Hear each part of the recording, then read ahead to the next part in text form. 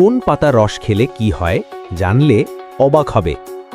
পেঁপে পাতার রস ডেঙ্গু জ্বরে খুবই কার্যকর।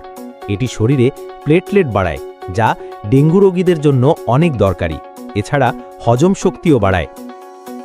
পেয়ারা পাতা রসে ডায়রিয়া বা পাতলা পায়খানায় পেয়ারা পাতার রস খুব উপকারী। মুখে ঘা বা দাঁতের ব্যথায় এই পাতা চিবিয়ে বা রস দিয়ে কুলি করলে ভালো কাজ দেয়। ব্রণ বা স্কিনে সমস্যা থাকলেও এটা ব্যবহার করা যায়। পাথরচুনি পাতা রসে প্রস্রাবে জ্বালাপোড়া, ইনফেকশন বা কিডনির পাথর কমাতে সাহায্য করে।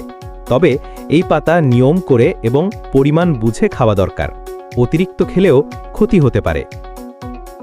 নিম পাতা রসে রক্ত পরিষ্কার করতে চমৎকার। চুলকানি, ব্রণ, চুল পড়া সবই কমাতে সাহায্য করে। অ্যান্টিব্যাকটেরিয়াল মানে জীবাণুনাশক হিসেবে কাজ করে।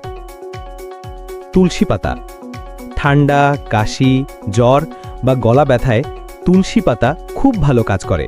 এটি রোগ প্রতিরোধ ক্ষমতা বাড়ায়, মানসিক চাপ কমায় এবং শরীরকে সতেজ রাখে। প্রকৃতিই সবচেয়ে বড় ওষুধ। ভিডিওটা সেভ করো, বন্ধুদের সঙ্গে শেয়ার করো আর কমেন্টে লেখো তুমি কোন পাতার রস খেয়েছো বা খেতে চাও।